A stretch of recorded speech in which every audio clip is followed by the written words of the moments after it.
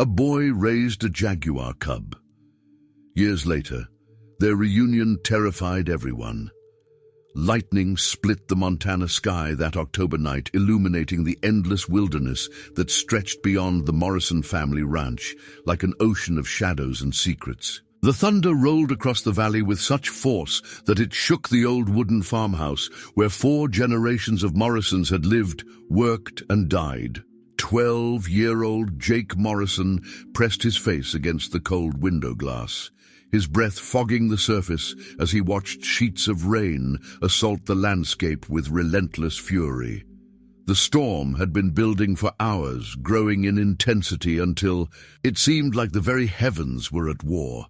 But beneath the chaos of wind and rain, something else stirred in Jake's chest, a restlessness he couldn't explain, a pull toward the darkness that had nothing to do with curiosity and everything to do with destiny. Through the thunder, he heard it, a desperate cry that seemed to pierce through the storm and speak directly to his very soul. His grandfather's warnings echoed in his mind like distant thunder. Old Thomas Morrison had spent 60 years working this land, and his stories about the creatures that ruled the forest beyond their property were legendary in their terror. "Jaguars don't give warnings before they strike," the weathered rancher would say during their evening talks on the front porch, his gnarled hands gripping Jake's shoulders with surprising strength. "They're ghosts in the shadows, boy. Silent death with golden eyes that can see right through to your soul. My own father lost 3 cattle to 1 back in '52, found them with their necks snapped clean through." Those stories had filled Jake's childhood with equal parts fear and fascination. He had spent countless hours at the school library researching these apex predators that supposedly didn't belong in Montana, but somehow found their way here anyway. Jaguars were solitary hunters with the strongest bite force of any big cat in the Americas, capable of crushing turtle shells and crocodile skulls with ease. They were the 3rd largest cats in the world, and unlike lions or leopards they killed their prey with a single bite through the skull, rather than strangulation. But tonight, something was calling from those forbidden shadows, and despite every warning his grandfather had ever given him, Jake couldn't ignore it. His bare feet hit the cold wooden floor before conscious thought could intervene. The hardwood was smooth and familiar beneath his toes, worn by generations of Morrison feet, padding across it in the early morning hours and late-night emergencies. He moved through the house like a ghost, avoiding every creaking floorboard, with the practiced stealth of a boy who had learned to navigate these halls in darkness during years of midnight kitchen raids and forbidden basement explorations. His parents were heavy sleepers, but his mother possessed an almost supernatural ability to detect when her son was up to something he shouldn't be. The kitchen was shrouded in complete darkness, illuminated only by occasional lightning flashes that transformed the familiar space into a stark landscape of black and white shadows. Jake grabbed his father's heavy Carhartt work coat from its hook by the door, the canvas fabric still holding the lingering scents of hay diesel fuel leather and honest sweat. The moment he opened the kitchen door, the storm's fury hit him like a physical assault. Rain struck his face with stinging intensity, driven nearly horizontal by winds that seemed determined to push him back inside where he belonged. His thin pajamas were soaked through within seconds, offering no protection against the deluge. But the cry came again, clearer now, more desperate and unmistakably coming from deep within the forest. He ran toward the sound, his bare feet squelching through mud that tried to suck him down with every step. The familiar landscape of his childhood had been transformed by the storm into an alien world of twisted shadows and silver rain. Trees that he had climbed 1,000 times now loomed like twisted sentinels, reaching out with gnarled branches to snag his coat and slow his progress. The forest floor was a treacherous maze of obstacles, made invisible by darkness and weather roots that erupted from the earth like sleeping serpents' rocks, hidden beneath layers of decomposing leaves that threatened to turn an ankle-fallen branches that could trip an unwary traveler. When he finally found the source of the cries, the sight stopped him cold and redefined everything he thought he knew about predators and prey. Wedged beneath a massive fallen log that must have stood for over a century was something that defied his grandfather's stories about silent, deadly hunters. A jaguar cub no bigger than the barn cats that lived around their property lay trapped in what was clearly the aftermath of a lightning strike that had finally claimed the ancient pine. The cub's golden eyes reflected his flashlight beam like twin coins floating in the darkness, but these weren't the eyes of a mindless predator. They were filled with a terror so primal and complete that Jake felt an answering fear rise in his own chest, followed immediately by something deeper recognition of suffering that transcended species. The animal's rear leg was bent at an angle that made Jake's stomach lurch, clearly broken in multiple places. Blood matted the magnificent spotted coat around several deep gashes where the falling timber had scraped away fur and flesh, leaving raw wounds that glistened wetly in the flashlight beam. Jake's hands shook as he began the delicate work of freeing the trapped creature. He had to position himself carefully to avoid being crushed if the unstable pile of timber shifted, using his flashlight to illuminate each movement as he removed smaller branches and debris piece by piece. Every few minutes, he would pause to speak softly to the animal, more to calm his own nerves than any expectation that it would understand human speech. "Easy there," he whispered, his voice barely audible above the storm. "I'm going to get you out of this mess." The cub watched his every movement with those incredible golden eyes, pupils dilated with pain and shock. But something in its gaze suggested an intelligence that was almost human in its depth. Any reasonable person would have run from a wild predator, even an injured one. But Jake saw something in those eyes that stopped him cold, not the wild fury he expected, but a plea for help that transcended the barrier between human and animal. The work of extraction was painstaking and dangerous, requiring Jake to crawl partially under the fallen log to reach the cub. When his fingers finally managed to shift the largest branch enough to create an escape route, the animal made no immediate attempt to flee. Instead, it seemed to study him with an intensity that suggested it was making some kind of decision about whether to trust this strange creature that had appeared in its moment of greatest need. Jake's hands trembled as he carefully lifted the injured creature, surprised by its weight and the solid feel of muscle beneath the soft fur. The cub was heavier than he expected for its size, its body dense with the kind of development that would one day make it one of nature's most efficient killers. But now it was just a baby, warm and fragile, its rapid heartbeat fluttering against Jake's chest like a trapped bird. The animal's spotted coat was incredibly soft beneath his fingers, each rosette pattern unique and beautiful, despite being matted with blood and forest debris. The journey back to the ranch house tested every ounce of Jake's determination and endurance. The cub's weight seemed to double with each step, and the storm showed no signs of abating. Lightning continued to split the sky with increasing frequency, followed by thunder that rolled across the valley like the footsteps of angry gods. But the animal in his arms had stopped crying, instead pressing close to his body heat with an instinctive trust that both humbled and terrified him. In the old barn behind a collection of rusted farm equipment that hadn't been moved in decades, Jake created what would become the most important sanctuary of his young life.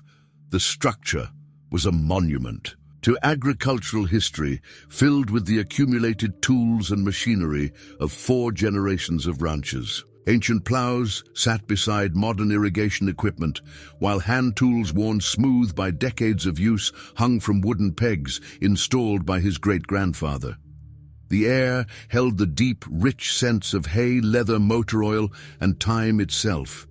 He lined a wooden apple crate with the softest horse blankets he could find, creating a nest that would protect the injured cub from drafts and provide the kind of comfort it needed to heal. Working by the gentle glow of a camping lantern positioned where its light wouldn't be visible from the house, Jake carefully cleaned each wound with supplies from the ranch's well-stocked first aid kit. His father maintained medical supplies for emergencies involving both livestock and workers, never imagining they would one day be used to save an apex predator. The cub watched his every movement with those remarkable golden eyes, flinching at his touch but never attempting to bite or claw. It was as if some unspoken understanding had passed between them in that moment of rescue, a recognition that this human meant no harm. Jake had helped treat injured animals before horses, with cuts from barbed wire cattle with infected hooves, barn cats with various ailments, but nothing had prepared him for the intelligence he saw reflected in the Jaguar's gaze. "You're going to be okay," Jake whispered gently, stroking the cub's head with fingertips that barely disturbed the soft fur between its ears. "I won't let anything happen to you." Somehow, miraculously, the cub seemed to respond to his voice. When Jake spoke, those golden eyes would focus on his face with an attention that suggested understanding far beyond what should be possible for a wild animal. When he offered water from a small bowl, it drank eagerly despite its obvious pain. Throughout that first night, Jake maintained his vigil in the barn, sitting cross-legged beside the makeshift bed as rain continued to hammer the roof above them. The cub's breathing gradually became more regular as shock gave way to exhausted sleep. And when dawn finally broke over the Montana landscape, Jake woke to find the small predator curled against his side, its body warm and trusting. The cub's purr was barely audible, a rumbling vibration that Jake felt more than heard, but it was the most beautiful sound he had ever experienced.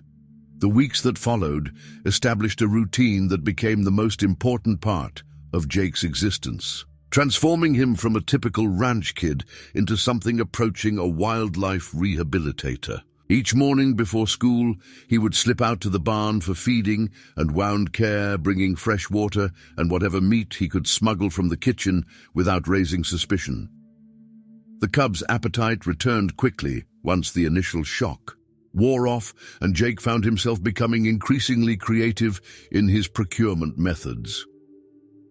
His mother began to comment on his sudden enthusiasm for helping with meal preparation, never suspecting that the hamburger and chicken she thought he was taking for after-school snacks was actually feeding a growing predator. Jake's research became obsessive and thorough, utilizing every free period in the school's computer lab to learn about jaguar diet development patterns and behavioral characteristics. He discovered that jaguars were remarkably intelligent cats, capable of problem-solving and long-term memory retention that surpassed most other big cat species. The cub, which Jake named Luna after the silver highlights in her spotted coat that seemed to glow in the lantern light, recovered with a speed that amazed him. Within 2 weeks, she was bearing weight on her injured leg, though she would always carry a slight limp as a reminder of their first meeting. By the end of the first month, she was walking normally and beginning to explore every corner of her makeshift territory with the focused intensity of a natural-born predator. Luna learned to respond to her name with remarkable speed, her ears perking. Forward, whenever Jake called to her from across the barn, she would follow him around like an enormous spotted puppy, her movements growing more fluid and powerful each day. When he sat down to read to her from library books about big cats and wildlife conservation, she would curl up beside him, sometimes resting her growing head on his lap with complete trust. Their bond deepened in ways that defied scientific explanation, built on a foundation of mutual respect and inexplicable connection. Luna seemed to understand Jake's moods with almost supernatural intuition, offering comfort when he was stressed about school or family problems, celebrating with playful antics when he was happy. Her purr had evolved from a barely perceptible vibration to a rumbling engine of contentment that seemed to resonate through the barn's wooden walls. But jaguars aren't meant to be pets, and Luna was growing at an alarming rate that reminded Jake daily of what she would eventually become. By her second month in the barn, she had doubled in size, her paws already showing the massive proportions they would eventually reach. By the third month, she was the size of a medium dog, her playful swipes now capable of leaving deep scratches through Jake's heaviest winter jackets. The muscles beneath her spotted coat were becoming more defined each week, hinting at the incredible strength that lay dormant in her developing frame. More concerning were the unmistakable signs of her awakening hunting instincts. Jake began finding evidence of her predatory experiments scattered around the barn, mice caught and killed with surgical precision, their necks snapped with a single shake of her powerful jaws. Feathers appeared regularly scattered, evidence of who birds she had somehow managed to catch despite being confined to the barn. One morning, Jake discovered the remains of 3 chickens that had wandered too close during their free-range foraging. Luna had killed them all with single bites to the neck, displaying the efficiency that would make her a perfect apex predator in the wild. The discovery of the dead chickens filled Jake with a complex mixture of pride and dread that kept him awake. At night, pride because it demonstrated that Luna was developing into the magnificent predator she was meant to be, her instincts intact despite months of human contact. Dread because it meant their secret was becoming increasingly difficult to maintain. His father had already begun commenting on the declining chicken population, initially attributing the losses to foxes and hawks, but asking more questions with each passing week. The inevitable discovery came on a crisp November morning when the Montana air carried the first sharp promise of winter.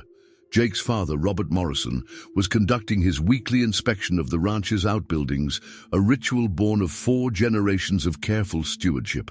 The old barn, despite being officially retired from active use, still required regular monitoring for structural issues, rodent infestations, and unwanted wildlife that might take up residence in its shelter.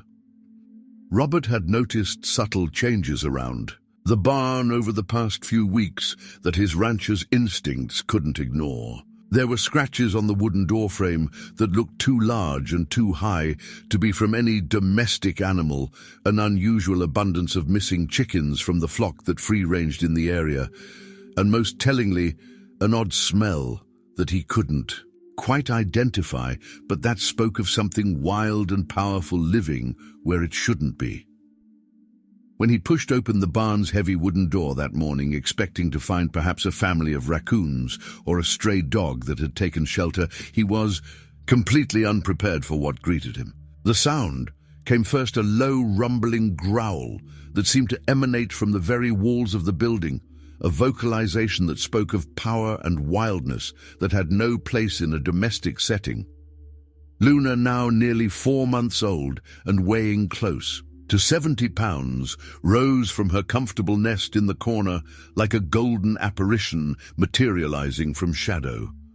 Her adolescent body was already showing the muscular development that would make her one of nature's most efficient killing machines. Her coat had gained the rich, deep coloration of approaching maturity, each rosette pattern now clearly defined against the tawny background. But it was her eyes that truly revealed what she had become, no longer the frightened, pain-filled gaze of the injured cub Jake had rescued, but the confident, assessing stare of an apex predator evaluating a potential threat.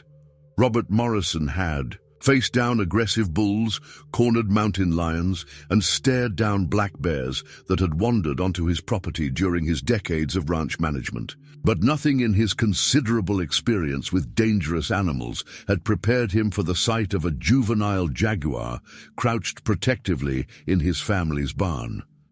For several seconds that felt like hours, man and cat regarded each other in absolute silence, each trying to process the implications of this impossible encounter.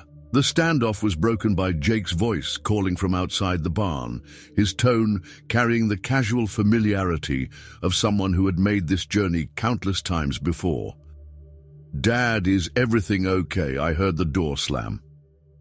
His words died in his throat as he appeared in the doorway and saw his father standing frozen facing Luna across the dusty interior. The boy's face went through a rapid series of expressions: surprise, fear, and finally guilty resignation.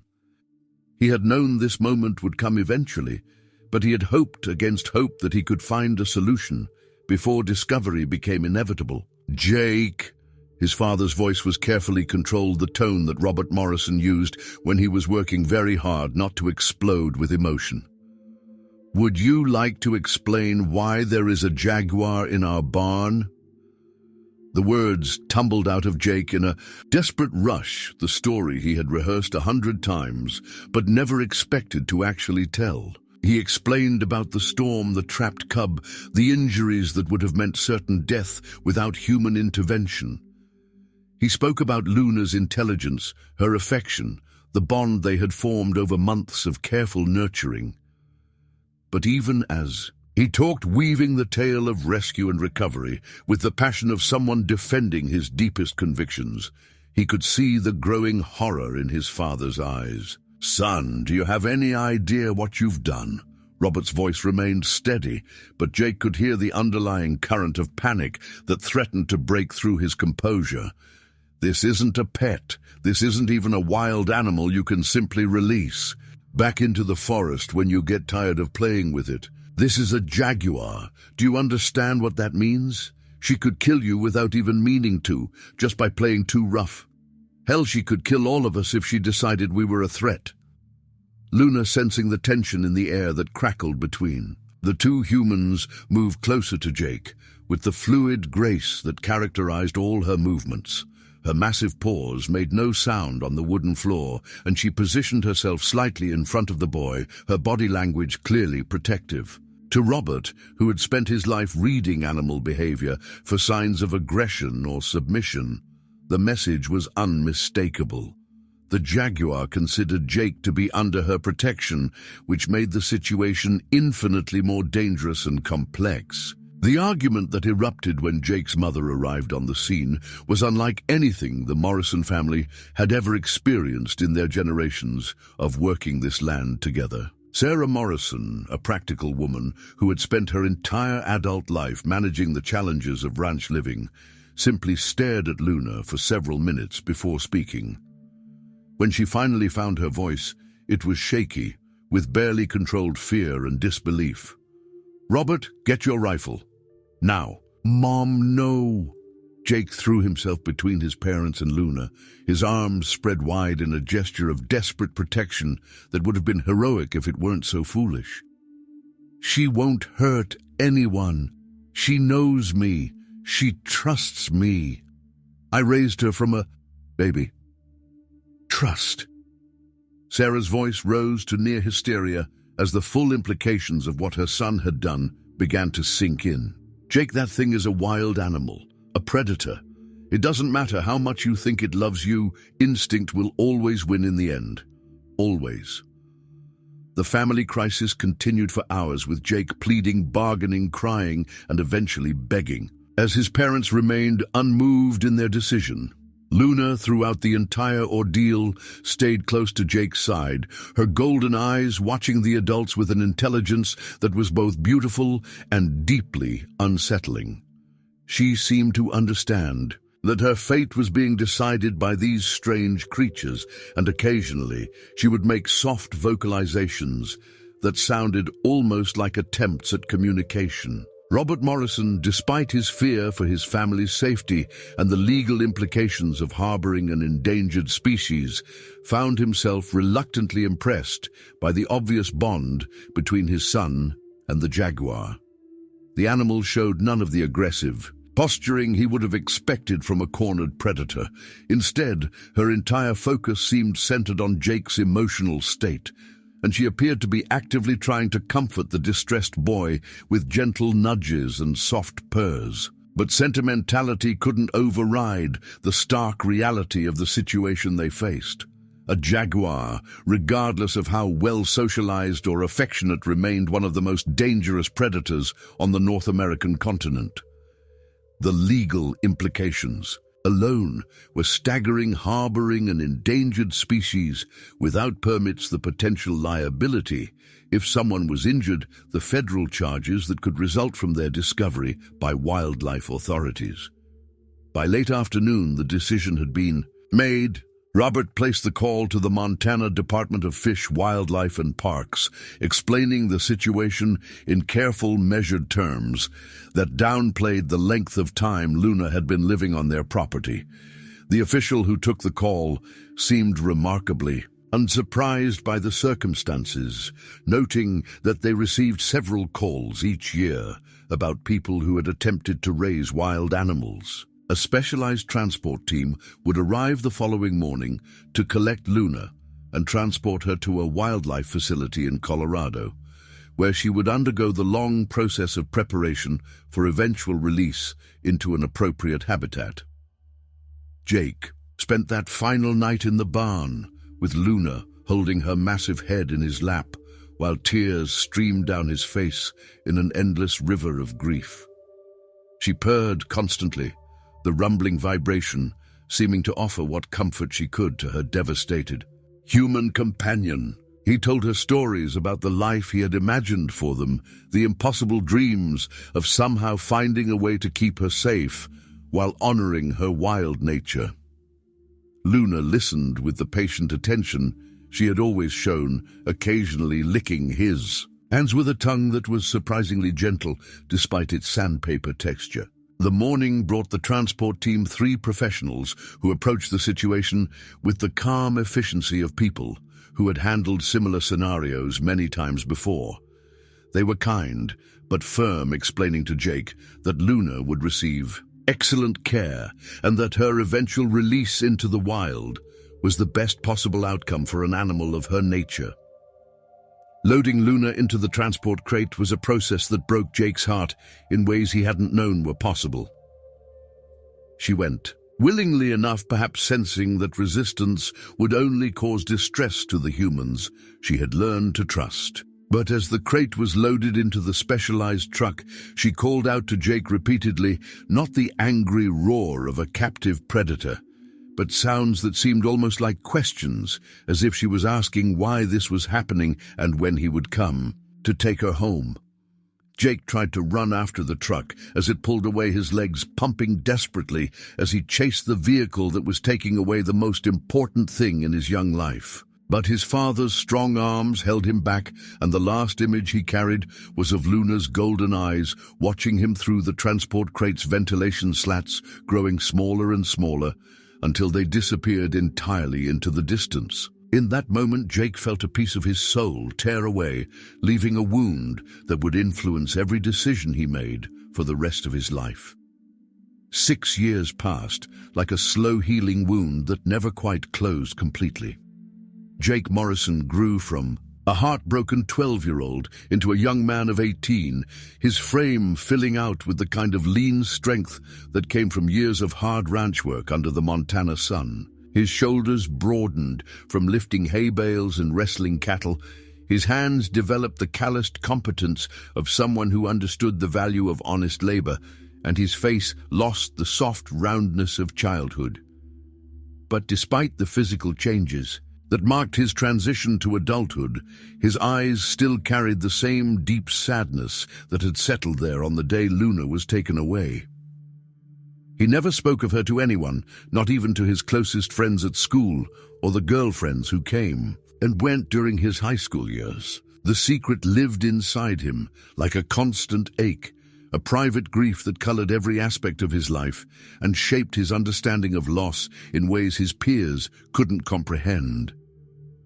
Luna had become his first real lesson in love and loss, teaching him that the deepest connections could be the most painful when severed by circumstances beyond his control. Every morning for 6 years, Jake maintained the same ritual that had become as essential as breathing.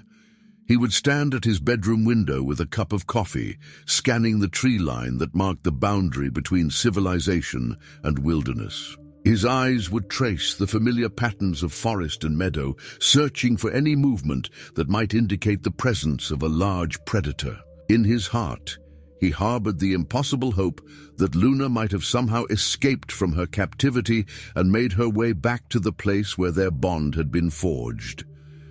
At 18, Jake had been accepted to Montana State University, where he planned to study wildlife biology and conservation. His grades were excellent.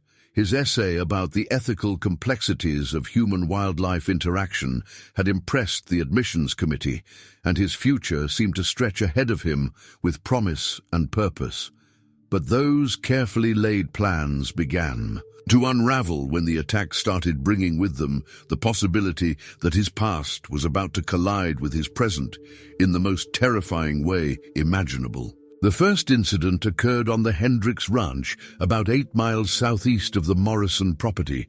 Bill Hendricks found 3 of his prize Angus steers dead in the upper pasture, their massive bodies arranged in a way that suggested methodical killing rather than random predation. Each animal had been brought down by a single devastating bite to the throat, delivered with a precision that spoke of calculated hunting rather than desperate scavenging. The bite patterns were unlike anything local wildlife officials had seen before. Sheriff Williams, a practical man who had seen his share of livestock predation over 2 decades in law enforcement, initially attributed the kills to a rogue black bear or perhaps a mountain lion with unusual hunting patterns. But when the local veterinarian examined the carcasses, his findings raised more questions than they answered. The bite marks were too powerful for a mountain lion, too precise for a bear, and the killing method was completely outside the normal behavior patterns of any native predator. Word of the unusual predation spread quickly through the tight-knit ranching community like wildfire on dry grass. In coffee shops and feed stores, around dinner tables, and at church gatherings, the Hendricks incident became the primary topic of conversation. Theories ranged from the plausible to the ridiculous: escaped circus animals, illegal exotic pet releases, government experiments gone wrong. But gradually one possibility began to dominate the discussions. Jaguar. The idea wasn't entirely impossible, though it stretched credibility to the breaking point. Jaguars had once ranged much further north than their current distribution, and climate change was causing many species to expand their territories in unexpected directions. But a jaguar in Montana would be so far outside the normal range that most wildlife experts dismissed the possibility out of hand. Yet the evidence continued to accumulate in ways that were difficult to ignore. The attacks escalated in both frequency and boldness over the following weeks, creating a pattern that suggested intelligence and planning rather than random predation. What had begun as isolated incidents on remote properties began moving closer to populated areas, as if the predator was testing the boundaries of human tolerance. A family dog was found dead in the backyard of a house just outside the town limits, killed with the same precision that had characterized the larger victims. Most chilling of all, the killer seemed to be growing bolder with each successful hunt, as if learning from experience. When Jake heard through the local gossip network that a specialist team was organizing a systematic hunt for the predator responsible for the attacks, he knew with absolute certainty that he had to be involved. The possibility that the killer might be Luna, transformed by 6 years of wilderness living and unknown trauma into the vengeful predator terrorizing the community, filled him with a dread that was almost physical in its intensity. The team of specialists who arrived from the Department of Fish and Wildlife were exactly what Jake had expected: hard men with weathered faces and eyes that had seen too much. Marcus Webb, the team leader, carried himself with the authority of someone who had spent decades dealing with dangerous wildlife situations. Tony Rodriguez moved through the landscape with the silent grace of a born tracker, reading sign that others would miss entirely Steve Collins, the youngest member, was eager to prove himself, but carried the edge of overconfidence that sometimes characterized inexperienced officers. Jake's request to join the hunt was met with initial skepticism, but something in his demeanor convinced Webb that the young man possessed knowledge that could be valuable to their mission. When Jake finally revealed his connection to a Jaguar Cub he had rescued years earlier, the dynamics of the entire operation shifted in ways none of them could have anticipated. The tracks they discovered were fresh and unmistakable, leading them deep into the canyon country where the forest grew old and wild. The kill site they found spoke of rage rather than hunger, an elk carcass torn apart with a violence that seemed personal rather than predatory. But it was the discovery hidden beneath a fallen log that stopped them all cold and revealed the truth behind the attacks. 2 Jaguar cubs, no bigger than house cats, lay motionless in the shadows where they had been carefully placed. Their small bodies bore the unmistakable marks of human violence. These weren't the work of a natural predator or accidental death. Someone had deliberately killed these babies and left them where their mother would find them, an act of cruelty so profound that it explained everything about the vengeful predator they were hunting. When Luna emerged from the shadows, 6 years of wilderness living had transformed her into something magnificent and terrifying in equal measure. She was larger than Jake had imagined possible, her body carrying the dense muscle mass of a perfectly adapted predator. But when their eyes met across that forest clearing, recognition flickered like a flame being rekindled after years of darkness. The reunion that followed was everything Jake had dreamed of, and nothing like he had imagined. Luna approached him slowly, cautiously, but with growing confidence as the memories returned. When she rubbed her massive head against his outstretched hand, the years fell away completely.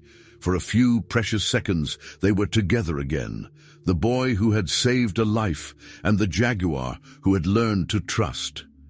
But the spell couldn't last. Luna's attention shifted to the still forms of her cubs, and the sound she released was unlike anything Jake had ever heard, a cry of such pure anguish that it seemed to echo from the very depths of her soul.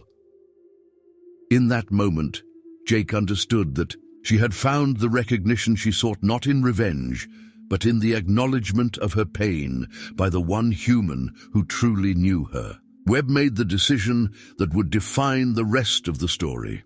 Instead of pursuing Luna for capture or elimination, he radioed headquarters with a report that would officially classify the situation as resolved. The killer Jaguar had been tracked and neutralized, her body lost in a deep ravine where recovery was impossible. Luna looked at Jake one final time, a gaze that held both gratitude and farewell, then turned and disappeared into the forest as silently as she had appeared. The attack stopped completely, and life in the valley returned to normal. Jake eventually left for college as planned, carrying the memory of that final encounter with him and dedicating his life to protecting the wild places where creatures like Luna could live free from human interference. Years later, as a respected conservationist, Jake would share Luna's story as a reminder of the complex relationships between humans and wildlife and the profound connections that could develop when 2 species met with understanding rather than fear.